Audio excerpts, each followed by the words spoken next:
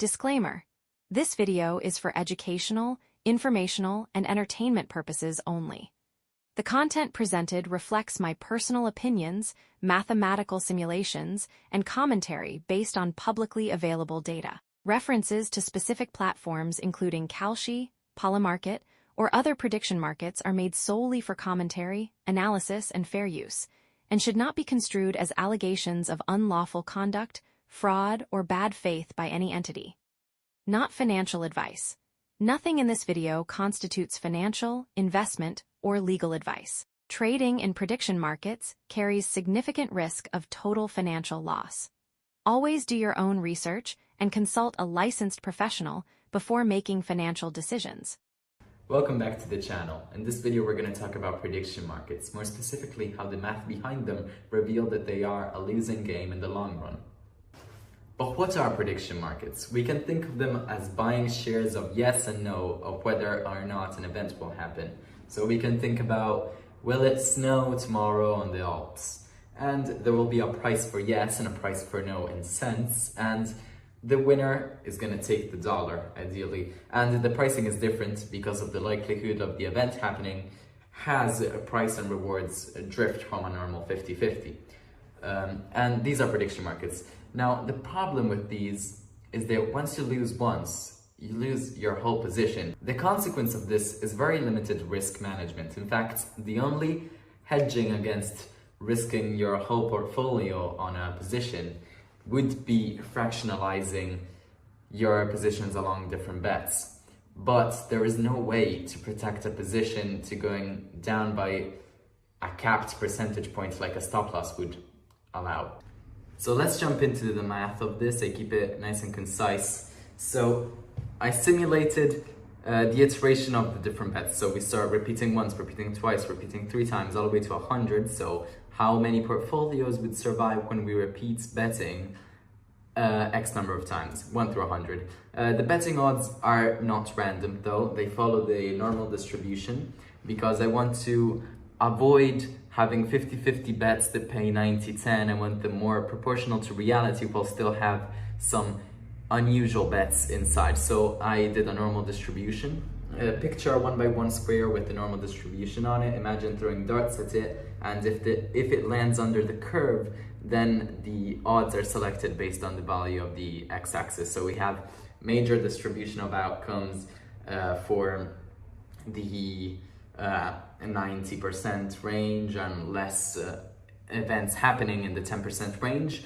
And as to be generous, to contrast also the notion that somebody might be better at predicting, I give the better simulated 5% edge in decision making. So after 100,000 iterations on different iteration levels, this is the portfolio survival. Don't mind the first lump I plotted here, the graph.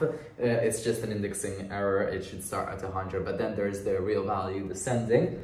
And we can see at the start we have 85K, then we have 68K, and so on, so on. I did the same simulation with 10,000 as opposed to 100,000 when we already had 0 portfolios surviving at 20. Now at around 30, we have only 100 portfolios surviving out of 100,000. So you do the math on that.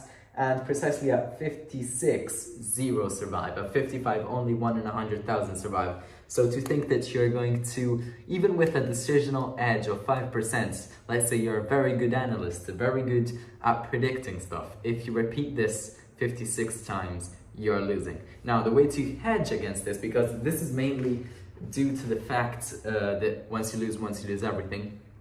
If you fractionalize positions along different bets, then your expected value will be proportional to your edge. But again, is the edge real? Because in efficient markets, everything is already priced in. Now, when we have edge is when there's insider trading.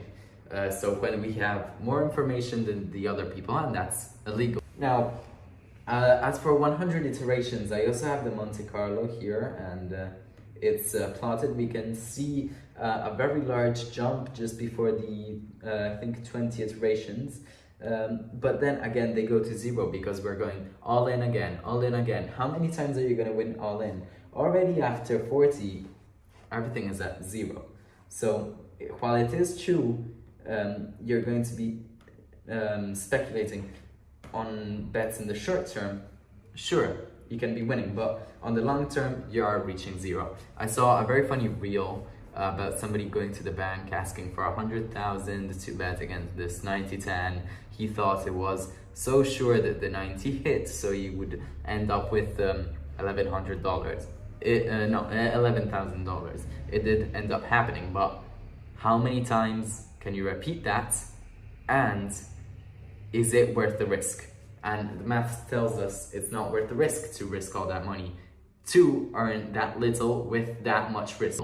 As there is a way to cash in spreads every time when, for example, on platform A, it's quoted at 49, and on platform B, it's quoted at 48. That 1% spread can be cashed in. But again, is the spread real? So it's very hard to find because these are priced quickly. A lot of people trade on these markets, so it's very hard to find edges.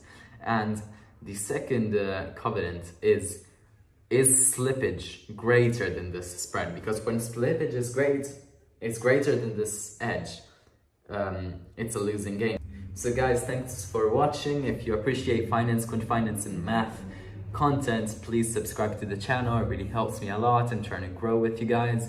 And if you have any recommendations on how to improve the model, etc., please be sure to comment.